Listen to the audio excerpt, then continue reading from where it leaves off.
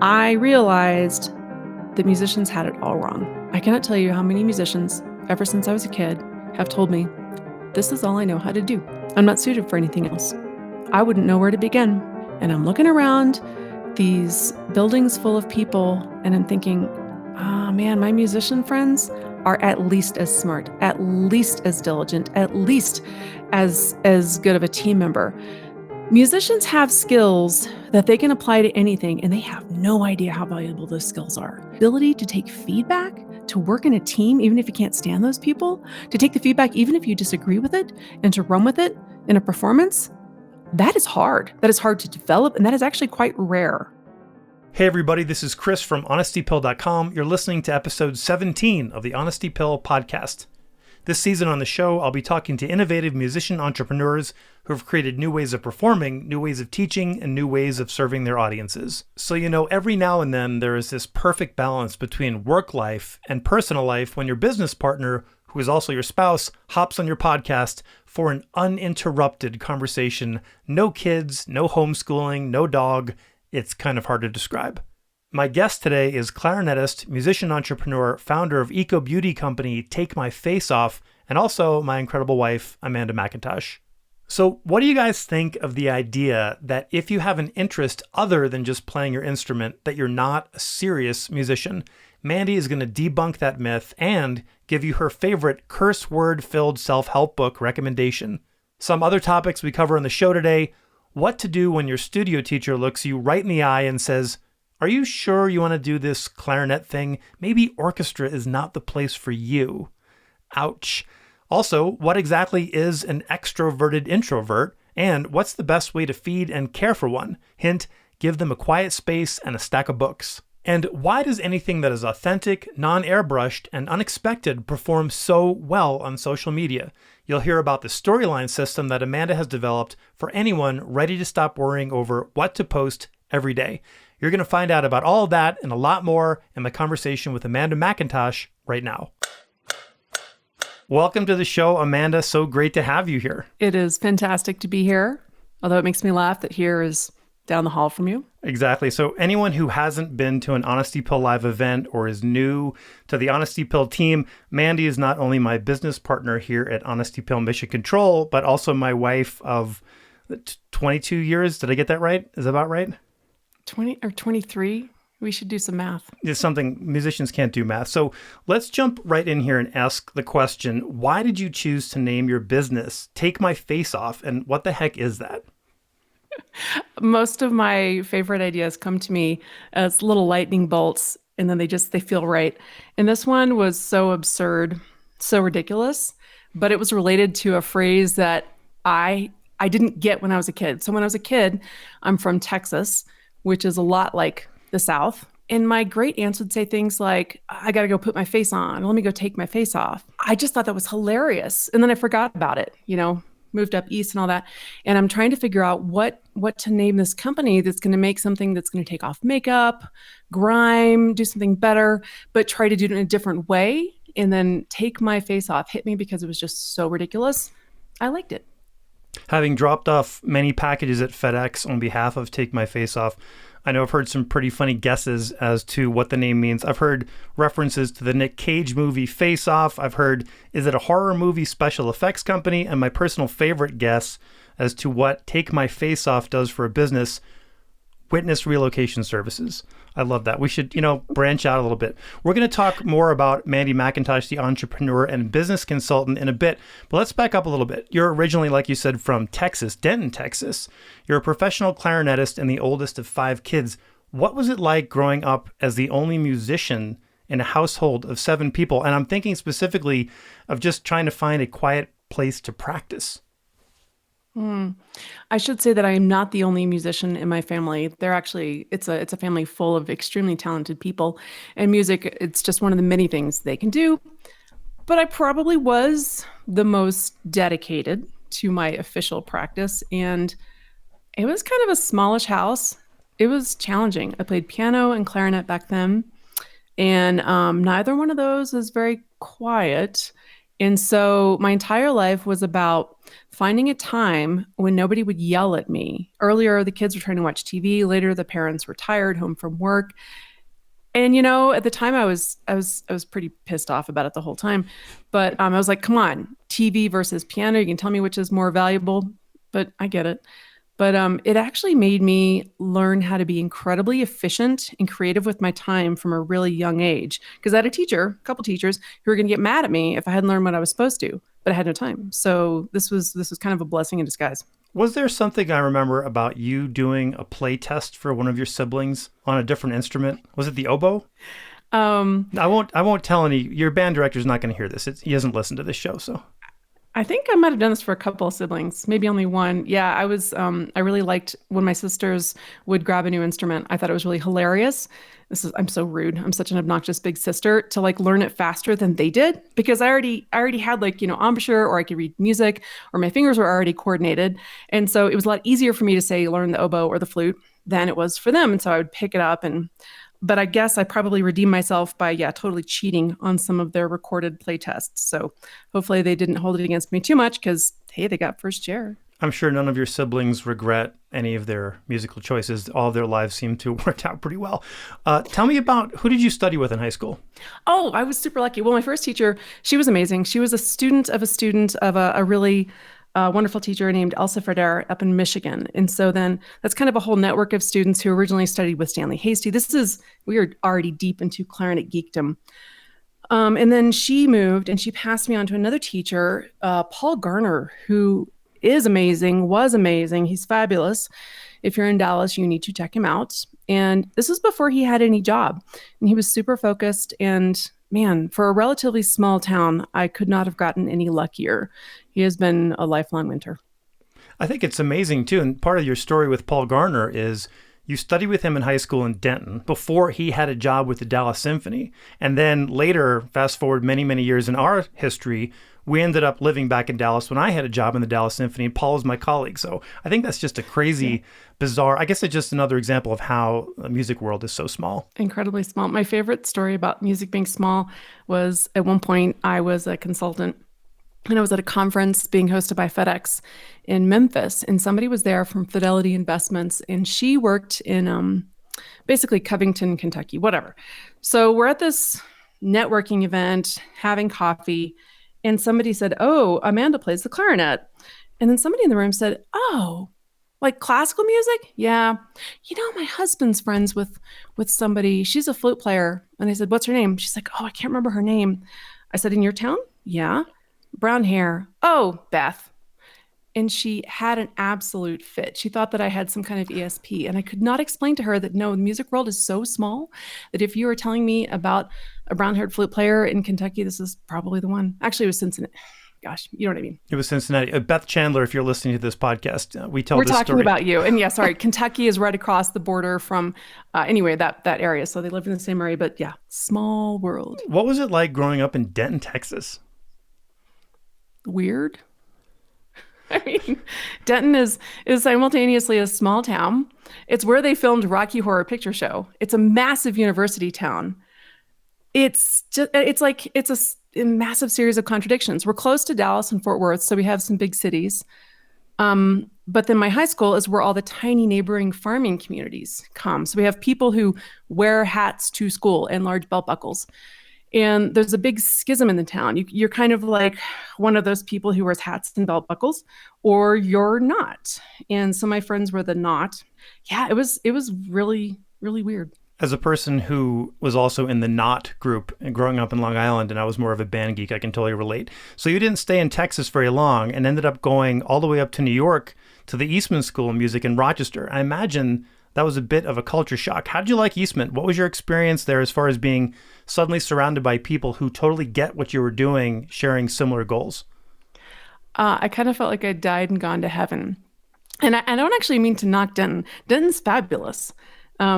I just have that same kind of thing that a lot of people might from, oh, that's where I'm from. You just know it so well. It just kind of got old. Actually, Denton is fantastic. And I would never have become a musician. I would have never had the access to the kinds of education I had I not lived in a place like Denton. It was possibly even better for me than a large city because there was this, the University of North Texas has an incredible music program. And all the people I studied with, from my wonderful piano teacher, Lurleen, to Paul, all the people who were there were somehow in some way related to the university. But then I went to the Eastman School of Music, and I really did think I had died and gone to heaven.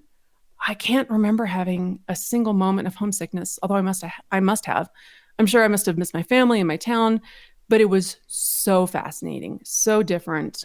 And although it's a tiny, tiny school, it just felt like there was so much there. What about the snow? It was hilarious to me until about my third year. It was just so weird and novel to have to bundle up, like to spend so much time getting ready to go outside every single time. It was hilarious. And then about my third year, I was like, come on, it's June and I'm putting my snow boots on. This is getting ridiculous. Now, there's a theme that we're going to talk about a lot in this podcast, and I've talked a lot about on this show, and that is musicians being very narrow in their focus. And Eastman has the benefit of being part of the University of Rochester. Can you talk a little bit about how you enjoyed having that whole, it's not even that you enjoyed it, that part of your life is very different than going to Juilliard or Curtis or a conservatory. University of Rochester made you probably a much more rounded person and probably fed a lot of those other interests. What was that like for you? It was wonderful. I these days have come to feel that all of the music schools are kind of doing some disservices to their students in terms of their single-minded focus. But especially at the time, Eastman was one of the most broad of the music schools. And I think now they've gotten even more broad. They already understood that one of the things that was great about it was they really drummed into us that if we just keep doing the exact same thing that musicians and orchestras have been doing for 200 years, 300 years, we're really destined to die in a little museum of our own making. So I applaud them for that. I've got some concerns. I feel like things need to go a lot further. But so Eastman, from the get-go, had this outlook that things need to change and you need to be able to help it change. And then they probably had more liberal arts classes than most schools. It's a shame because most of the ones I took, literally my favorite classes had actually 2 students and 1 professor over and over again. That was not an isolated experience, but they were there. And then of course there was the wonderful University of Rochester, and I spent quite a bit of time over there on the newspaper and then doing some classes. So I was thrilled to get there. And once I got there, I realized how lucky I was. Who'd you study with? The wonderful Peter Hadcock. He unfortunately died early in his 50s of a heart attack, but he had just retired from the Boston Symphony, and he had a real mission. He felt that a lot of the music schools and instrumental teachers in the world weren't really doing a particularly good job of preparing students for the real world. And he knew that his students were wanting to join an orchestra because that was his background. And so he really kind of wanted to recreate what it's like to train for that, not just a typical college experience where you practice all the time, but where you really start learning about how to prepare excerpts from the point of view of what an orchestra wants to hear in an audition. And I feel like at the time he was very ahead of his time, and he was writing an excerpt book that really approached it differently. And that dovetailed perfectly with that whole thing earlier where I'd had to learn how to practice in an efficient way. It was, again, I'm incredibly fortunate. So I've perused Peter Hadcock's excerpt book since I've met you, and it's actually one of the few books I would recommend to any musician to just look at how to take apart an excerpt, how to analyze it, and how to prepare it. It sounds like he was a pretty special teacher. What sort of advice or things do you remember him telling you that made an impact on your career? A lot of them. One of my favorites was the day that I was being a little bit too serious, and he grabbed my clarinet and was concerned that maybe the mistakes I was making were because something was wrong with my instrument.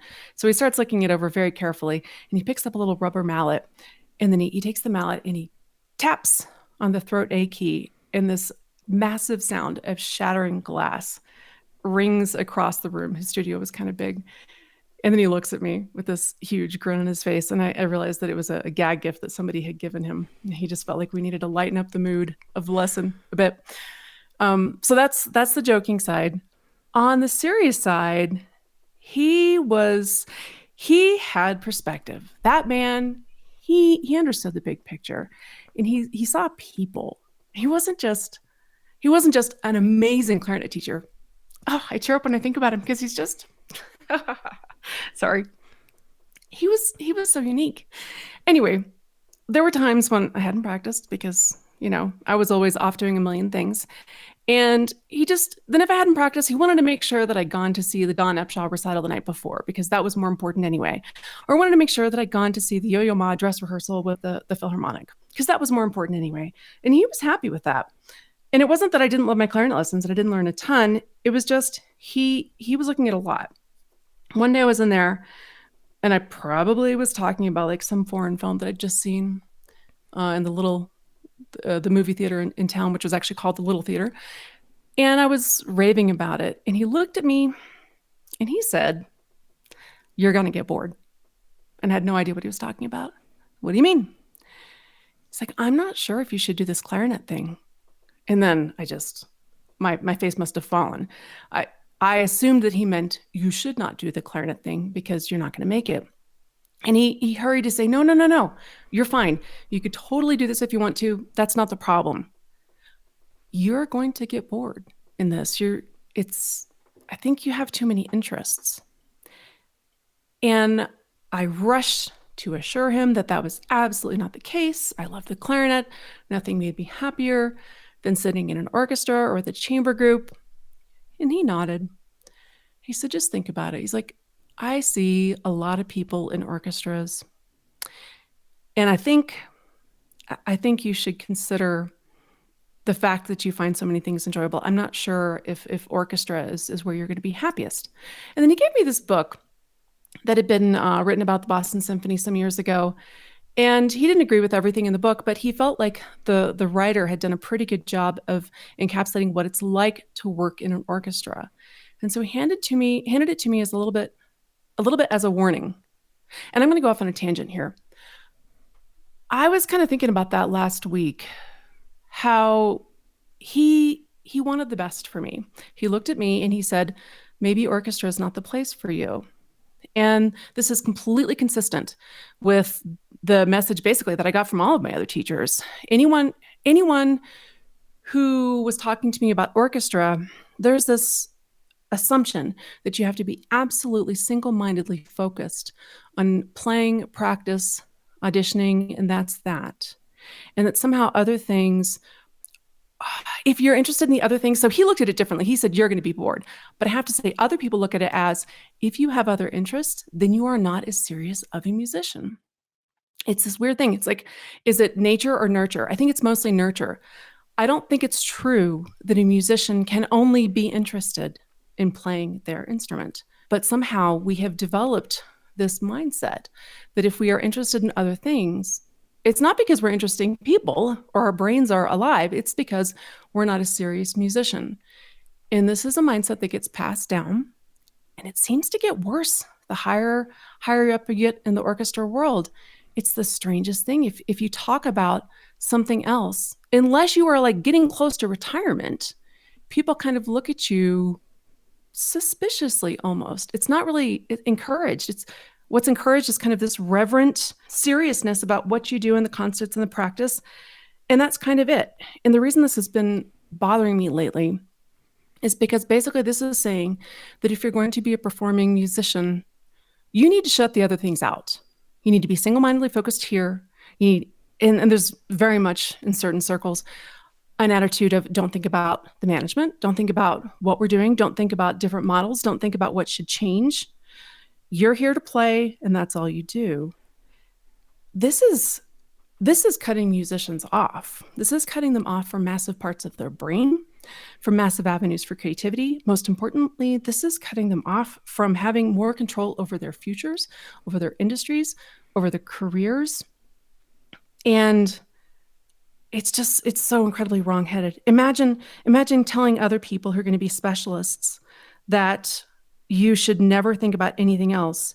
When we know that the source of so much creativity in the world is when you combine ideas, when you combine business models, when you look at what someone else is doing and say, I wonder if that could help me. We have done the opposite. We have gone and said that, nope, if you think about anything else, then it means you're not as good or as serious. And I don't think Mr. Hadcock thought that at all. And I think lots of people don't consciously think that. But this mindset that we have adopted and that has become pervasive and is almost a marker of being serious in our industry is we are hamstringing ourselves. We are completely cutting off ourselves at the knees. We're making it so much harder to change, to grow, to give ourselves more income streams. Jennifer Rosenfeld talks so brilliantly about the weakness of a business model that relies on everything being lined up just so. People have to be able to park in the garage. The concert hall has to be open at this time. Musicians have to be there at that time.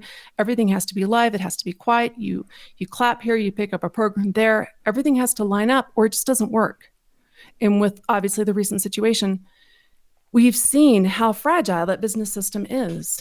We need to be thinking of lots of different things. So I think musicians, it is direly important that we quickly abandon this attitude that thinking differently, thinking for yourself, combining different ideas is somehow a sign of not being serious.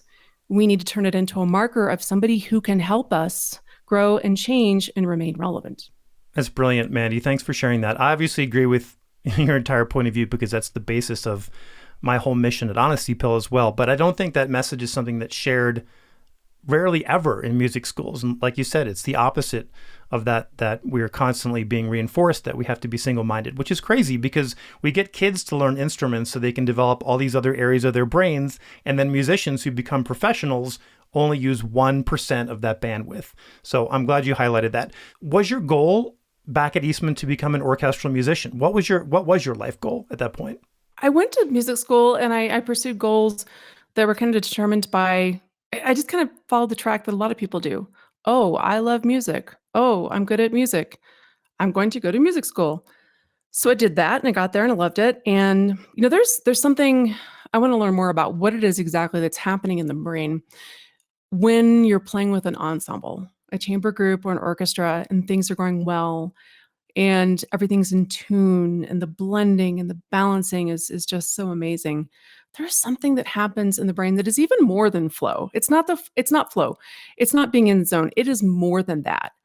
It's a physical sensation that is so powerful and so amazing. And when you're a musician, a young musician, and you get to experience that, it is so powerful.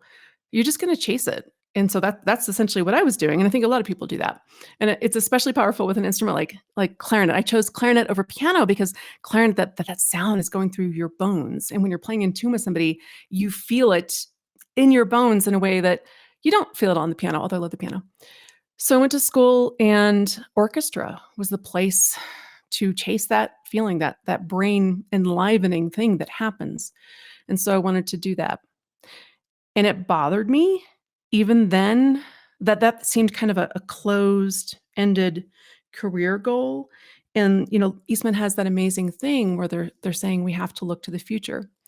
So while I was there, I got super, super interested in the idea of arts management, in contemporary music, mostly in arts education and finding new audiences. And I worked for a newspaper, a real one, and then the campus one, and then I was in the PR office, and I got really involved in that.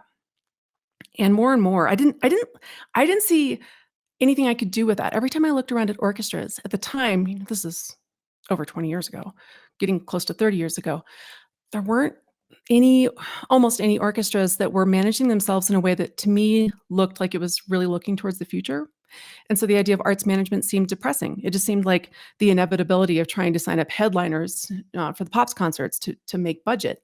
And I hated that idea. But I was always kind of rabble-rousing and writing weird articles in the paper.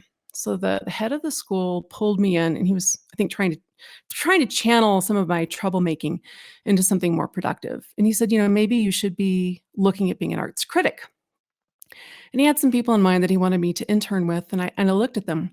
And at that time, those individuals were not particularly forward-looking. They were more I kind of like what I felt was more like the museum model.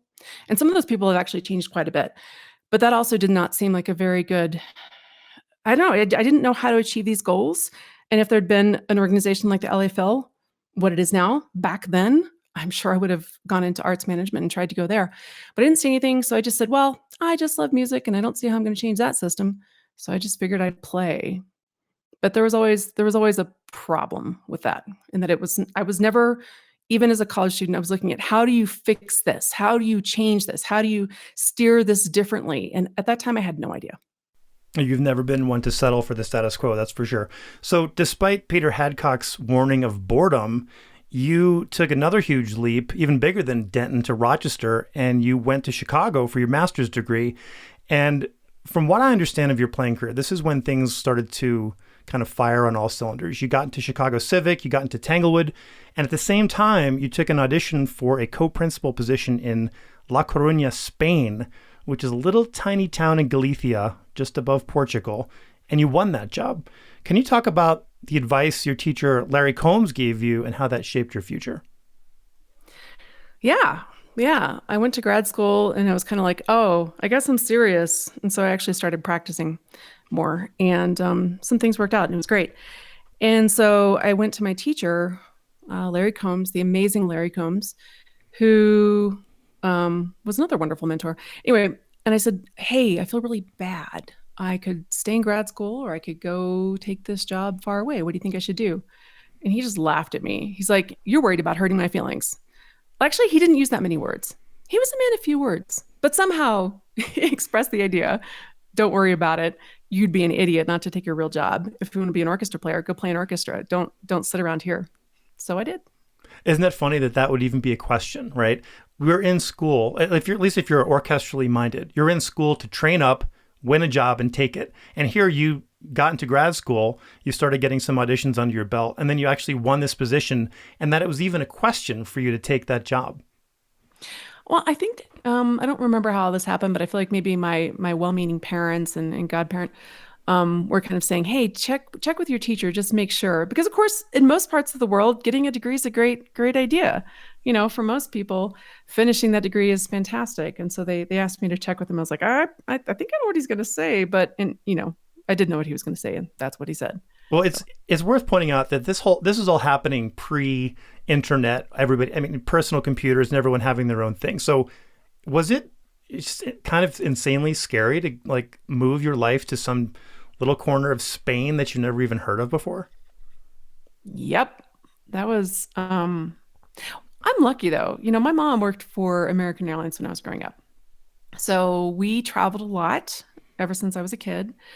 And then when I got older, so in high school, I met this wonderful, wonderful girl from Germany, and she and I became great friends. And so starting at age 16, I think I would go over and hang out with her family in the summers and at Christmas time. And I think I was 16 the first time I backpacked across Germany for like 5 weeks with her younger sisters. So two 16-year-olds in charge of a 12-year-old and a 13-year-old going across Europe with backpacks, staying in youth hostels and going on trains. So thanks to my mom's airline job, I got to do crazy things.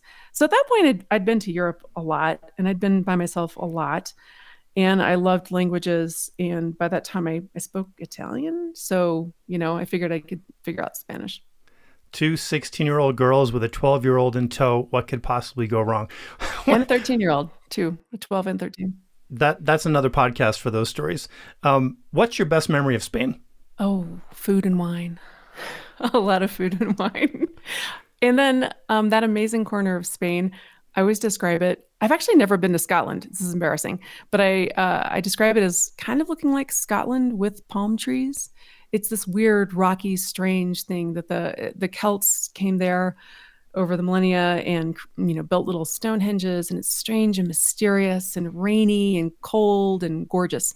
At one point, I lived on a street called Finisterre, which means end of the world, because that part of Spain was the very tip of Spain. It's the part of Spain that people thought was the end of the world. You and I have actually gone and stood on the cliff that people used to think was the end of the world, and on that tip, and And standing there, you can imagine that it really is. But it was fabulous and amazing and strange, and also lonely and also cold. And there were massive problems. But I remember more of the good. Having been to Scotland and also having lived with you in La Coruña, I can attest that there's a lot of similarities, especially with all that rain. So, Mandy, you're so natural in front of a crowd. You're such a great speaker, leader, motivator. Would you call yourself an extrovert? Aren't you kind? No, I'm a highly extroverted introvert. I am really happy if I can hole up in a room by myself and not have to talk to anybody. I would like some books because, frankly, the conversation going on in my head at all times is so loud that anybody else is just an intrusion. Luckily, I do love my family, including you. And as you can tell, I love to talk. And so somehow it's always worked out. I've obviously had to do quite a bit of performing, a lot of public speaking. I had some other jobs where I had to be in front of crowds all the time. And I love that. But at the end of the day, I would rather go sit in a corner. Hey guys, I hope you're enjoying this interview. I just want to hop in here really quick and let you know if you are a musician who is ready to take the leap and bring your music and your skills and your knowledge to a whole new audience in a whole new way, my 6-month group coaching program, the Online Business Accelerator, launches on February 15th, 2021. There are limited spots available, application only, but I'm inviting you, my listeners, to hop on a free 30-minute discovery call with me, no obligation, right now. Go to honestypill.com, check out the Online Business Accelerator page, and click on any of the buttons there to get to my schedule link. Okay, it sounds like the orchestra's done tuning. I got to get out of here. Hope you enjoyed the rest of this episode. So let's not leave this topic yet, though, because I think this is important for people who are learning to branch out beyond their instruments, especially public speaking, social media, talking to groups, masterclasses. How is it that a person who can be introverted can still be successful and effective in this space? Actually, so there's a book that I love for this. I'm going to talk about two different things here. The book is called Quiet. It's by Susan Cain. Quiet. I think it's called An Introvert's Guide to a World That Can't Stop Talking, something like that. But the main name of the book is Quiet. So she talks about the different personality traits of introverts and how a lot of people in our society always assume there's certain jobs that people just assume you have to be an extrovert for. This book has been out for a while, and several other people have written about it, so people may have heard of these ideas. But she goes through and she takes a lot of studies and a lot of research and shows that actually introverts are often better suited for lots of jobs. And this includes things like sales that people assume you have to be an extrovert for. She talks about how an introvert can use their skills differently in something like sales and how actually introverted salespeople tend to be more successful. She shows quite convincingly that introverted leaders are more successful because they tend to be much more careful about making sure they're getting input from everyone in their team, which ultimately makes the team much more successful. But when I first started, I had some business jobs. After I left Spain, I worked in consulting for a long time. And that's when I really started having to stand in front of rooms full of people, sometimes hostile rooms full of people.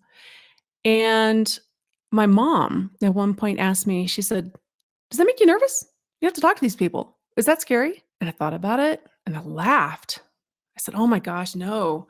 When I get up on a stage, if I'm going to play a recital, I have to do it just so. There's very little margin for error. There's very little wiggle room. It has to be exactly like that. And if it wasn't exactly like that, it's just wrong. Whereas I can stand up in front of a room full of people. And if I stutter, who cares? If I say the wrong word, I correct myself. If I digress, I get back to the point. Communicating is a far more natural and easier thing than anything like performing. And I've seen a lot of musicians who thought that they were not good at public speaking actually realize that it kind of contains some of the good parts of performing on stage with a lot more leeway. So it's a very natural fit for a lot of musicians. That's great advice. And we'll get that book linked up in the show notes for sure. So speaking of books, anyone who knows you, and you've mentioned this already a little bit, you love, probably more than life itself, is books. In fact, you've been quoted as saying you would rather give up food than give up books. I don't know how long that would last in the long run, but I love how passionate you are about reading. And if there's one thing I've learned about people who are introverts, absolutely need quiet downtime with a book to recharge. So on that topic, give me your 2 all-time book recommendations, one personal and one for business. Oh, One personal and one that's really hard. Give me a second. Okay, I'm a mega geek. I mean, I'm a mega, mega, mega geek. So all of my favorite books that I've read a million times are like, massive or old. Um, so I'm not gonna give you those. I'm gonna tell you a recent book that I loved because it was just so gracious and so kind. And it a little bit relates to business and the world. It's called Becoming Duchess Goldblatt. And if anybody does not know Duchess Goldblatt, get yourself to Twitter, look for, at Duchess Goldblatt. And that's Goldblatt, like the color metal gold, and then Blatt, Blatt. And it's a made up character. It's a woman who is going through a rather hard time in her life, who was a professional writer, technical writer, I believe, came up with this fictional persona, and it wound up on Twitter eventually, and what she did with that and kind of what it did for her life. So it's not, you know, I don't know, maybe it is, it actually kind of, so, and then she wrote a book called Becoming Duchess Goldblatt, which is kind of the story of how this all happened. She retains her anonymity. Very few people know who she is. But it's just beautiful and kind and gracious and wonderful. And it makes you feel like the world is a happy place. And also that Twitter account is just delightful. And then the professional book, I love a lot of them. When I think about professional books, I like thinking about mindset books, which are not always exactly about business because they put you in the right mind to do the creative thinking you need to do to move your business forward, which is the kind of business that interests me, the kind of business that you have to put some creativity to. And the ones that kind of started me on some really great thinking, it sounds cheesy, but Jen Sincero, You Are a Badass. I mean, they're not cheesy. I'm just saying it sounds cheesy if you haven't heard of it. Hopefully you've heard of it. So Jen Sincero is a life coach, and she wrote this book called You're a Badass. And a friend gave it to me. And I think there was no other kind of thinking self-help type book that I ever would have been open to. It had to have a curse word in the title for me to even consider it. So I read that one. Then I read her book about money. I'm currently reading her book about habits. And I forever thank my lucky stars that I got into that track. I am also a big fan of Jen Sincero's books, and there's quite a few I can put in the show notes too, including You Are a Badass at Making Money, which sounds like, a horrible title if you're not used to talking about money mindset things, but it's a fantastic book. Actually, that's a good question. What percentage would you say out of 100% would be learning all the back-end systems, social media things, website, program construction to be successful in business versus the mindset? Where would you put that dial? Well, a 75% mindset, because you're not going to be able to learn all the rest of the stuff unless you kind of have your head on straight for it. I'm going to talk specifically to musicians here. Musicians have spent decades learning extraordinarily specific skills. An oboist didn't, well, hopefully they didn't quit after 1 year of trying to make a read and say, this is never happening. They looked at the teachers and said, this takes a while. I'm going to need some help for a bit, but eventually I'm going to become a master reed maker. Or maybe they found someone to buy the reeds from, but you know what I mean? We spend massive amounts of time mastering these incredibly specific skills. Getting into business, it is a learning curve, and there are lots of things to learn. And some of us didn't already know, especially some of the technical stuff. But it's vastly simpler than what we've already done. It is so much less specialized. It's just so much quicker, so much easier. And there's so many ways to do it. There's only a couple of ways to play a scale, maybe just one way to play a scale, but there are a bazillion ways to have a podcast or to have a website or to manage your social media. So at least 75% of this is your mindset, because if you have the right mindset, if you are forgiving with yourself, if you are patient, if you're open to alternatives, if you are not too much of a perfectionist, you're going to figure it out, and you're going to figure it out fast. Absolutely. Yes, I 100% agree. And mindset, same thing with orchestral excerpt preparation. You can learn your excerpts inside and out. You can learn your instrument. You're not going to be successful until you deal with the mindset part of all those challenges that come with it. That's another podcast too, though. Let's talk about Take My Face Off. We need to unpack this a little bit more. Where did it come from? And as a founder of your own business, which has had products in Sephora, Neiman Marcus, Aerie, QVC, From the outside, it may look like you've had an easy time building this business. And so what came easy to you as far as creating this company, and what's gotten easier with time? Easy. What is coming? Well, I always eat ideas. I always come up with a lot of ideas, and that's probably what Mr. Hickok was talking about years ago when he said you're going to get bored. Is he saw me having lots of other crazy ideas and doing lots of other things as they inspired me. So yeah, ideas come easily, concepts, and I one of the things I like about myself is that pretty good at the big picture and I'm pretty good at detail. I can combine both. I may not be the best at either, but I can do them both, which allows me to imagine a large project and then also see it through to the end. So that's good. One of the things I like most about it is that I'm trying to communicate something different to people. And then I spend a lot of time thinking about how I can get this different idea into their brains. Until you're really trying to convince people of something brand new, you never notice how most people really just run their lives based on pure habit. You go into the store and you just grab the things you're there for. You get up in the morning and you drink coffee the same way you always do. Have you heard about that hilarious sociology test where they were having people, I think it was like look for the red items in the room or look for the yellow items in the room, and nobody noticed the person in the gorilla suit walking through the background because they had been told to focus on a certain thing. And so they just didn't notice the extra. That is how many of us live our lives. And that is my challenge in my business life is so Take My Face Off makes a product that it's not rocket science, but it is just enough steps different from what is already out there that it's a big challenge to get people to do it. So even though we've been in some fabulous stores, people don't walk into Neiman Marcus to look at every single item unless they're a tourist and they're just checking out Neiman Marcus that day. A lot of people go there because they're looking for some shoes, or they're going to go back and pick up their favorite eye cream, or they're picking up a wedding gift. So it's challenging introducing something new and finding a way to grab their attention and to get them to understand it quickly. So I would not say that I'm particularly good at that, but it's been my biggest learning thing is how hard that is and how important that is. And I love looking at my friends who are starting entrepreneurial projects and and and helping them think about, okay, we have something new. How are we going to get this out in the world? How are we going to get people to pay attention? How are we going to grab them in the middle of that day that's being driven by habit and say, no, wait, look at this. It's a really fun challenge. So in a nutshell, what is Take My Face Off and what is your main product? It started off as me trying to reinvent a washcloth because they're disgusting and ugly and coarse and yucky. And then after I kind of got into it and started looking more closely at the beauty industry, I decided I was going to save the world by giving people a replacement for wipes and cotton balls because they're both environmental disasters. Yes, I know that a cotton ball is a plant.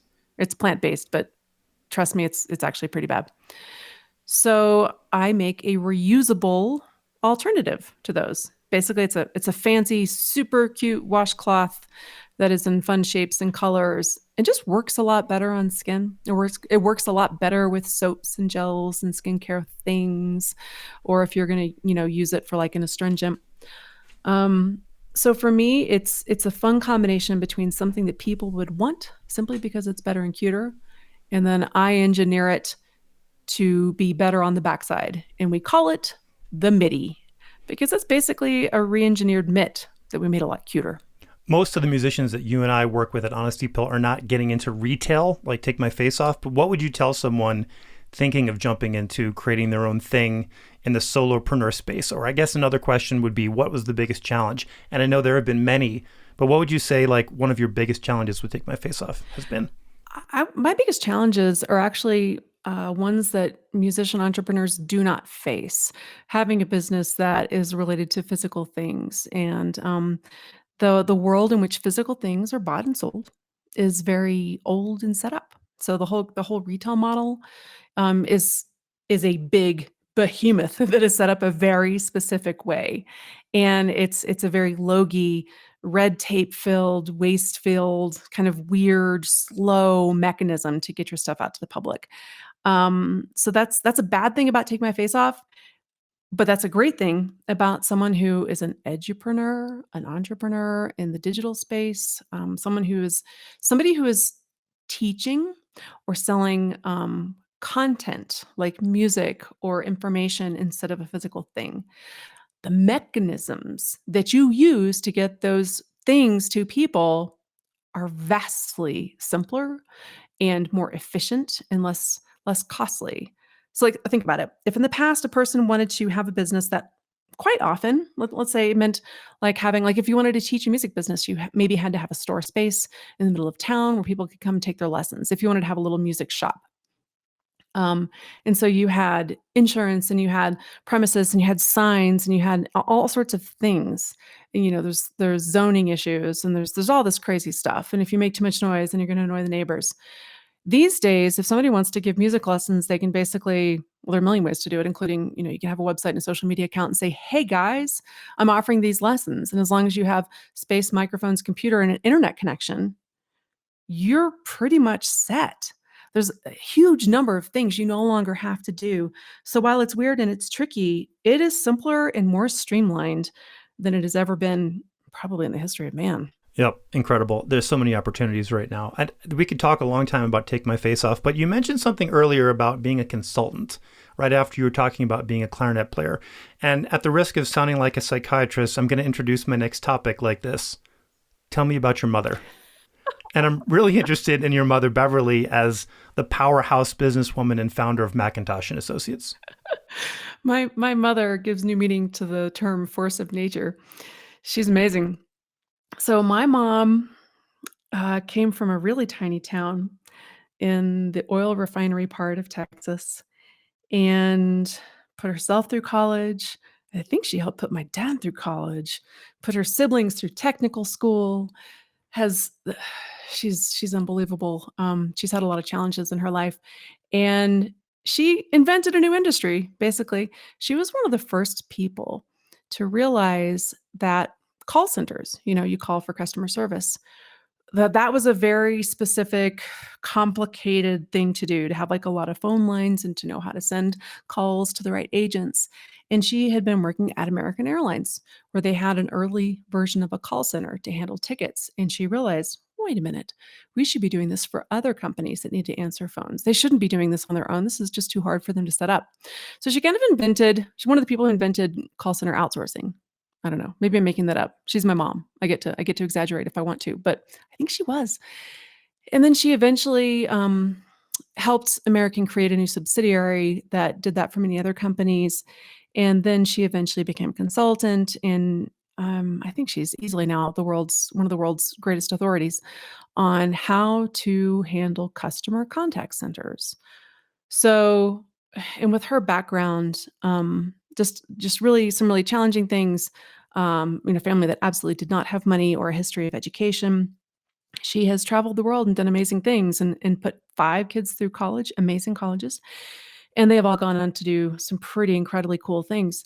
So she has this company called McIntosh and Associates. And you and I came back from Spain and we knew that we needed benefits. So I decided to go work for her. And at the time, I guess I probably thought it was a decent day job. I was helping her organize some events. But then once upon a time, she had a client who desperately needed some more help.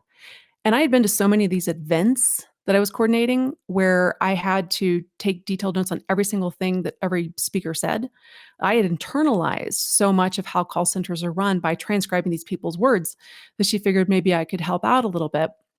And I think it worked out because she kept me on for a total of 14 years. 10 of those were full-time. And so I got to travel the world and do crazy things and help massive companies organize their contact centers. But it was total nepotism to start with. But hopefully she didn't regret that. I disagree on that last point. I think she recognized that you have a similar skill like she does to be able to absorb the culture and the structure of any organization and how they function and quickly assess what the weaknesses are and make really good observations. Your mom has always been super brilliant at doing that, even in areas about orchestral structure and how orchestras function, a world that your mom is not super familiar with. She's made some great recommendations over the years. Yeah, actually, it makes me laugh that many of the things that people are doing now, she was suggesting people do long ago. And hilariously, back when I was in college and stuff, I was trying to be the good absorber of the music mindset. And so she would come up with these wacky ideas, maybe about how lessons could be done. And I was like, "Oh, Mom, nobody would do that." And now I look back and say, "Yep, yep, yep, she's a trendsetter. She figures things out early. Yep, because now we're doing a lot of the things that she was suggesting to me decades ago." I should have Beverly on as a guest because if there's anybody who finds creative ways of doing things, it's her. So let's do a quick snapshot. Your husband had won a job, that would be me, as principal trumpet of the Charleston Symphony, which, let's be honest, was barely above the poverty line in what that job paid. And had that consulting gig with McIntosh and Associates not been an option, we probably wouldn't have been able to do a lot of the things that we enjoyed. So you've also had your share of disappointments, like every single musician I know. And I would regret not asking you this on this show. So here goes. How did Amanda McIntosh, the clarinetist, feel about becoming Amanda McIntosh, the consultant? Did you feel like you'd failed or given up on your music career? Ooh, interesting. No, because I'd been like combining things for years. I'd been pretending to be single-mindedly focused on clarinet for a long time. And I had always had some other crazy thing going on, always. And so it was common for me to kind of compartmentalize, do this for a while, do that for a while. And remember, I learned how to be kind of organized with some stuff early on. So I just figured I could do it. And honestly, some of my better auditions happened during those years. I would bring my clarinet and I would ask hotels if I could use a conference room to practice in, and I would practice until late in the night in the ballroom or something. I'd take an unpaid week here or there to take an audition. And I mean, it wasn't ideal, but it was fine. So, no, I didn't feel like I had failed. However, I did feel like I couldn't really tell either side what I was doing. I always had embarrassment. Like, I didn't want the business people to know that I also did something else because I don't know, it just seems so foofy. People who don't know anything about classical music think that it's foofy. I don't know, superfluous, fluffy, not hard, or that we're airy, weird, creatives who can't think practically, which is actually completely not true. And then the musicians, I absolutely could not tell the musicians that I had like a day job. And I think the day job sometimes was 70 or 80 hours a week. So, I mean, obviously, they were going to assume that I was completely lost as a clarinet player if they knew that I was spending so much time on something else. So, no, I felt fine about it. And I have to say, it was actually fantastic for my brain. I loved it. I kind of thrived, except I was really busy, but I couldn't really tell either side what I was doing. If you had to boil down your experience working with McIntosh and Associates, what do you think your top takeaway was? Like, what did you get out of that experience other than having an actual income while your husband was floundering around trying to win an orchestra job? My husband was working very hard, practicing very hard, and making me very proud. So I was quite happy about it, actually. If you had not been making good use of your time, I kind of would have been bitter that I was spending more time on a day job, but you were kicking your butt. So I was like, this is fine. My biggest takeaway, somewhere early on in a consulting job, I kind of like woke up in the middle of a day and looked around me and said, "Oh, all those people I went to high school with, like this is what they do. This is what normal people do. You graduate from high school, college, grad school, and you go out and you get a business job." This sounds really stupid, but it was great kind of seeing how the rest of the world worked. And obviously, that was only one small part of the rest of the world. I saw a lot of customer contact centers, but I did see them in lots of different industries, energy companies, financial companies, tech companies. So I got to see lots of different industries and seeing all the different people there and seeing how they worked and seeing how they solved problems and seeing how they organize themselves was fabulous. And then the biggest reason it was fabulous was because I realized that musicians had it all wrong. I cannot tell you how many musicians, ever since I was a kid, have told me, this is all I know how to do. I'm not suited for anything else. I wouldn't know where to begin. And I'm looking around these buildings full of people, and they're great people, and they're smart and they're dedicated. And I'm thinking, man, my musician friends, are at least as smart, at least as diligent, at least as good of a team member. Musicians have skills that they can apply to anything, and they have no idea how valuable those skills are. The ability to take feedback, to work in a team, even if you can't stand those people, to take the feedback, even if you disagree with it, and to run with it in a performance, that is hard. That is hard to develop, and that is actually quite rare. The ability to manage complex details, to manage to stay calm under pressure. Oh my goodness. And just the basic diligence. Anybody who thinks that classical music is a foofy career, obviously, they're completely wrong.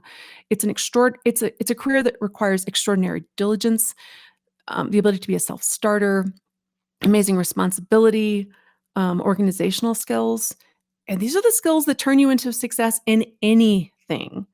So I'm sad when I hear musicians say that. They are wrong. They are literally suited for almost anything else in the world, because I got to tell you, almost anything else in the world is actually easier than being a classical musician. All right, so I hope you guys are hearing that message about the skills that are available to you. If you're the type of person who can put in 10,000 hours in the practice room, you can be successful in so many other areas. All right, let's switch gears here. I want to talk about your wordsmithing, copywriting skills. During the COVID-19 pandemic, when musicians around the world are out of work, our concert halls are closed, one of my favorite pieces of copy that you've ever written for the Honesty Pill Online Business Accelerator is, "Your audience may have left the building, but they didn't disappear." Your audience may have left the building, but they didn't disappear. What inspired you to write that, and what is the message you're trying to get across? It's that this whole thing about, just because the traditional way for musicians to deliver their product, your product could be your performance or your teaching, just because the traditional way we deliver it has been disrupted, doesn't mean that nobody wants it. There's a demand for things that nourish the soul. There's a demand for information, for knowledge, for art, for the things that music does for the brain. And the people who used to listen to you in a concert hall need it more than ever, probably more than they did before. So not only is it wise for you to find a new delivery mechanism, it's doing a public service. Some musicians kind of just do it because they love doing it. And then some musicians think about what they're giving to the audience. Usually what the audience takes in is the same either way. The musician doesn't have to be thinking about what the audience is getting out of it to be having a wonderful performance. But right now, it would really be a public service if people could find new ways to bring their music to the world, because a lot of people are kind of lonely living in a kind of quiet environment at the moment. And so it'd be helpful. And not only would it help those people, it would give the musician a new lifeline. And then more importantly, it would create some new standards and structures and traditions that could help so many millions moving forward. If we can turn classical music into something that can be available to anyone, student, audience member, performer, no matter where you live, no matter how far away you are from a big city, that would just be better for everyone. Think about all the things that music has done for our brains. We can prove it with testing, and we just know it from how we feel. What a gift that would be if that were not something only limited to concert halls. That's so true. And we have such an opportunity. Obviously, we have a huge challenge ahead of us as well. But this huge challenge, the pandemic and the challenges that came before it, are also paving the way for lots of opportunity. I remember when I first founded Honesty Pill and we were out to dinner trying to think of a tagline for the company logo. And as usual, you were trying to think and I kept on talking, and you finally shushed me and said, "Hold on." And your eyes kind of rolled back into your head and you said, "Honesty Pill. It's time to face the music," which is such an awesome piece of gold copywriting tagline. I bring that story up because one of the huge benefits of all your editing and wordsmithing and book reading has been becoming an expert in social media and messaging. So can you talk a little bit about the storyline system? What is it? How did you come up with that? And what are sort of the integral parts of this approach to social media and messaging? Yeah, thanks for that nice comment. But I should say that it's not like I'm killing it here at everything I do, you know? It's not like, "Oh, gee, Take My Face Off is such a success and, she won." Far from it.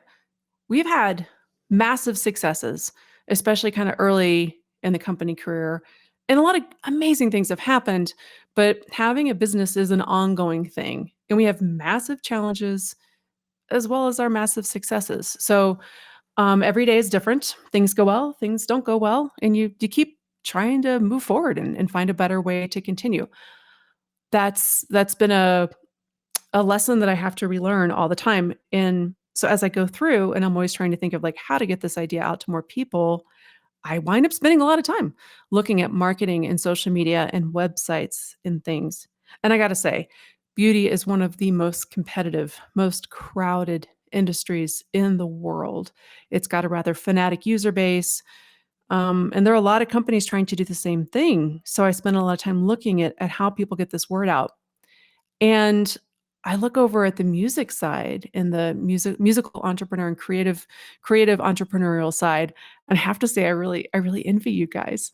You might feel like everybody's doing it, like this is the new thing, and oh my gosh, everybody already got into it and I'm too late or something. No, nobody is doing this. You guys, it's so not crowded. It is so not full yet. There's so much space and room to grow, and there's going to be for a long time. This is incredibly early days for you guys to be getting into this. And another great, you have an incredible advantage that a company like mine does not. No matter how many times I tell people that Take My Face Off is a really small company run by not very many people, they still kind of look at it like a company, an organization, a corporation. So anything that comes from Take My Face Off, be it an email or a social media post, is viewed through the eyes of, well, you're a company and you have the resources of a company. It's actually kind of hard for us to be particularly quirky or it's a really complicated world to be in. But you guys, people know it's you. You are free to be yourself. And in fact, the more you let yourself be yourself, the better it's going to do. So many ad agencies have spent a lot of money to prove something that you could have figured out, which is that material that is more authentic wins. We are now so bombarded with images and polished stuff that our BS sensors are incredibly strong. They're always strong in humans, but especially these days, we are oversaturated with perfect, airbrushed, contrived pictures and videos and words and things. So anything that is real or unexpected or authentic like really hits home because people are very hungry for that, which is what you guys have. So, I kept talking to people at Honesty Pill about their social media, about their marketing. And by marketing, I mean like the website, the blogs, the emails, whatever. And people seem to think that somehow they have to be like perfect and they have to hire a professional photographer. And not only is that complicated and expensive, it is wrong. It is actually wrong. Um, so here's a funny thing. These days, marketing companies, so like if a company like Take My Face Off wants to get the word out about a product, these days we spend more money on micro influencers than major influencers. So what that means is like instead of paying the Kardashians, millions of dollars to talk about a product, we're actually more likely to spend a lot of money giving smaller checks to lots of small influencers who have follower counts like maybe 5,000 and below, like way below.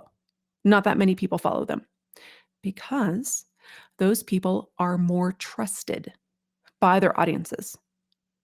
Yeah, the Kardashians may have millions of people following them, but those people are not necessarily going to buy much or anything that they recommend just because they follow them more for entertainment.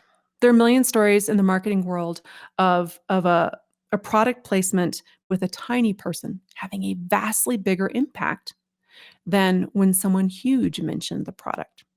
So here's how this relates to you guys. Being yourself, being your real self online and in all of your materials is going to make you a far more trusted authority than if you put a lot of effort into looking perfect. That doesn't mean that you just post whatever. That doesn't mean that you just like read a random email the moment you think it. No, There needs to be some thought and some structure. But you want to show up as your real self, not just the airbrush parts. So working with a lot of people and trying to get them to understand this, I came up with a system and we call it the storyline system, because the emphasis is on what story are you going to tell? And then how are you going to tell it? It's not how are you going to get the prettiest pictures? No, it's what story are you going to tell? So you start with the content, the idea, the big picture. And then we help people decide which of the storylines are kind of most relevant to their online business. Because come on, you people are multifaceted and fabulous and wonderful, and you have rich lives. You can't talk about all of it, but you can talk about some parts of it. So you decide on which parts are going to be most relevant. And then you're going to decide how much you're going to talk about your business. And then you can create a schedule around that. And then there's a lot to know with what works in an email versus what works on Instagram, what works in a blog versus what works on Twitter. Yes, there's some differences and we can teach them. But the basic idea is that you just let your stories drive the whole thing. And so we've got this little chart and a whole system, and it's a lot of fun. And it takes the stress out of this thing where people think they have to be perfect. And it also takes that daily stress out of, oh my gosh, what am I going to say today? I haven't posted in 3 days. This is terrible. I have a launch coming up, or I have an online concert coming up, and I have to say something. Well, when you let the stories dictate how you're going to approach this, it becomes much easier and much more obvious. And it's quicker, it's more efficient, and frankly, it's a lot more fun to feel like you're showing up as your real self online instead of trying to make yourself look perfect. Awesome description. I can't wait to do this training with you. And just a heads up to our listeners, if you're hearing this episode when it was published, the Honesty Pill Storyline System live event is happening this coming weekend, January 30th and 31st at 9 a.m. Pacific. And you can find out more about how to take those stories that Mandy's talking about and distill them down into chunks of content. And we're actually going to give you a tool called what we've called the chunk box, which I love that. We need mugs or t-shirts or something. You can find out more and register for that program at honestypill.com at the Storyline System page. All right, so much information. Mandy, what did we leave out? What else do you want to say? I'm going to leave the mic open for you right now. I'm really grateful to you for letting me boss you around at the beginning when you were working on Honesty Pill. I would come in and I would just tell you I didn't like something, or you should rewrite it, or you should whatever. And, you're so patient with me and you're so gracious. And the reason I love this is that, one, it combines the stuff I love. I love communication. I love writing. I love how to get an idea out to people. But it gives me a way to talk to musicians about the missed opportunities. I've been running around a clarinet player in the business world for quite a while thinking, man, my fellow musicians are kind of missing out. There's a lot of cool stuff out there. And there's a lot of amazing ways to combine the stuff we already know with some new things. And so this gives me a wonderful avenue kind of like back. And it allows me to do that thing that I really wanted to do in college, which is how can we help the music world adapt to a new century? How can we grow our audiences? How can we reach more people? How can we quit being the castle on the hill it is so hard for people to get into? So I got to thank you so much for letting me do all this, because it is the perfect end of the circle. It's the perfect answer that I didn't know I needed back then. Well, there's the takeaway for the entire season. Listen to your smart spouses, everybody, and don't think that you have to go this stuff alone. Mandy, I can't tell you how much I enjoy working with you at Honesty Pill. I feel like I'm one of the lucky few who get to have their spouse as a business partner and actually enjoy it. You are quite literally the poster child for what the Online Business Accelerator stands for, having such a deep and interesting musical background and taking all that knowledge and skill and actually doing something different and interesting with it. I've obviously loved watching Take My Face Off grow and having you aboard every step of the way. So thank you for being here. Thank you for taking time out of, I was going to say your busy schedule, but should I say our busy schedule, and chatting with me on the podcast.